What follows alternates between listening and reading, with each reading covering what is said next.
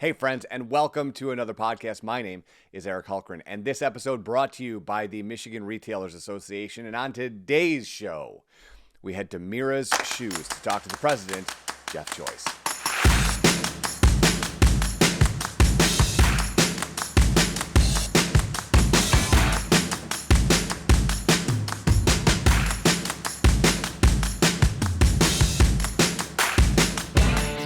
And as I said, my guest today, the president, Jeff Joyce. How are you today, my friend? I'm doing fabulous. It is so great to see you. It's been a minute since we've actually had a chance to talk. So A, it's great to see you. B, how are you doing? You know, we're doing great. It's been challenging 2.5 years with the pandemic, but we've not only just survived, but we've thrived on customer service and one-on-one customer interaction. And we've been able to be nimble, being a little bit smaller than the big box chain stores. And we've been able to get enough product and alternate product and have the service when people do stop in to shop. One of the things that, of the number of things that makes Mieras Shoes amazing, is if you're in Grand Rapids and you get on the west side and you stop by, you will see instantaneously that the store is a little bit different. So before we kind of talk about the customer service and what you guys do at a very, very high level, Jeff, can we go back and maybe talk about the origins of the store? You know, how did it arrive in Grand Rapids? How long has it been there? What's the neighborhood been like when it's been changing? Kind of where did this come from and how did we get where we are today? Fantastic question. My mom's grandparents, so that'd be my great grandparents, bought the existing store 100 years ago. So it's actually older than 100 years. And I'm sitting in the spot where my grandfather actually sat in this photo. And wow. And my great grandfather was standing behind him where the cash register is behind me now. And the store's expanded several times in several locations since, but my grandfather essentially grew up in the house attached to the back of the store and started working here when he was 12. So kind of a neat history, and one that I don't want to mess up on my watch. So we've been very diligent about carrying that to the next gen. So Jeff, take me back then. Were your great grandparents cobblers from the get-go, or how did they get it? Like, what made them buy the business 100 years ago? What was kind of that? And even if you know, what was the nexus for this building at this time 100 years ago?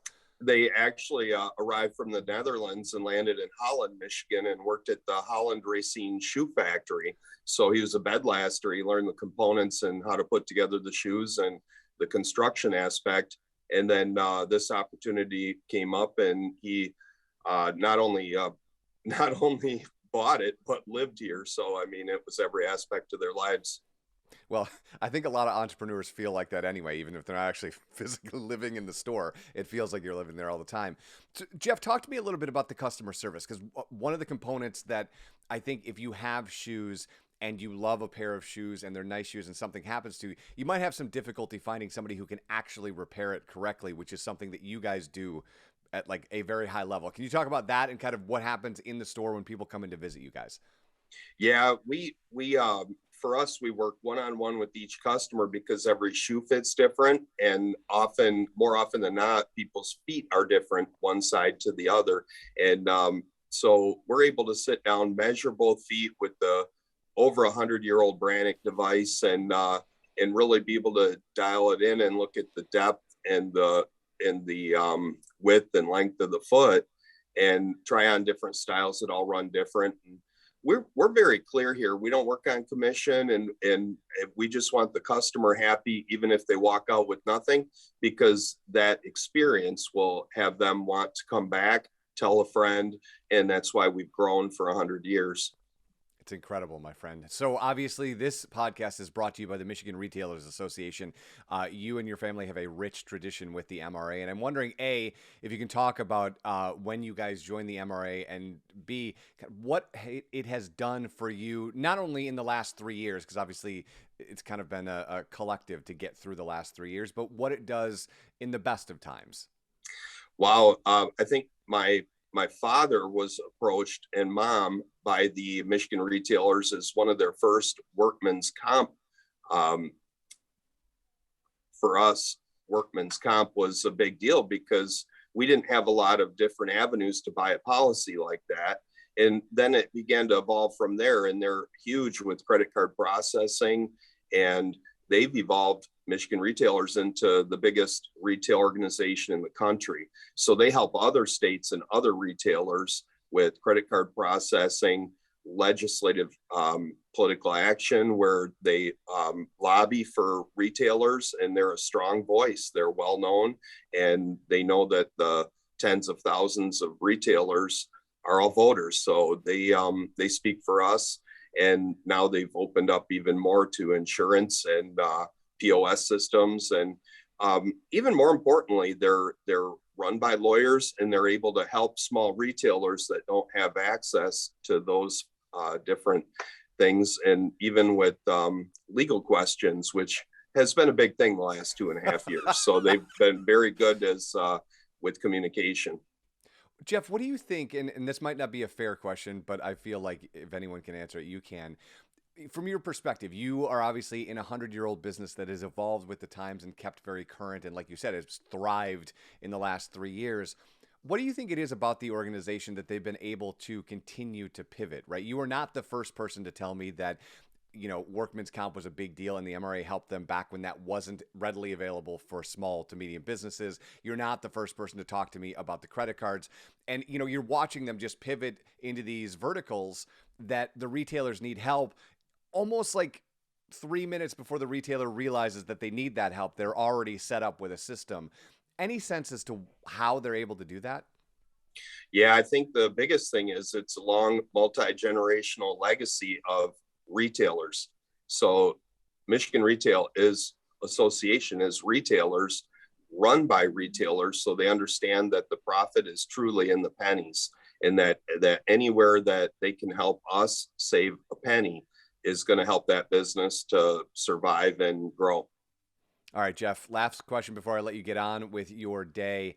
Mieras Family Shoes, what's going on for the rest of the summer? What sort of trends are hot? What sort of things are you guys looking at as we head into fall and winter and beyond? Oh, that's a great question. Because my parents are still active in the business, I can't say ages, but I'm in my 50s. I'm fourth generation, and now my son is active in the business as the fifth generation.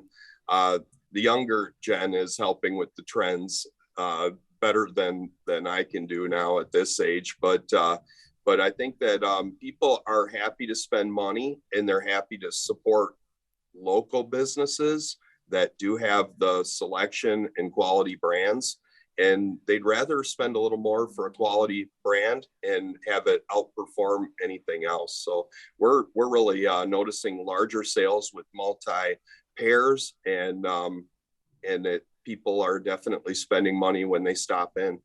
So I know you obviously have people that come in and come and go, right? People that maybe aren't what you would call a regular customer, but for your regular customers who are buying multiple pairs, that cycle, do they typically come in and buy the shoes for the year? Do they come in twice? Like, what is, somebody who is a huge fan of Mieras, are they coming in a couple times a year, the one time to buy multiple shoes? Like, what is that customer like?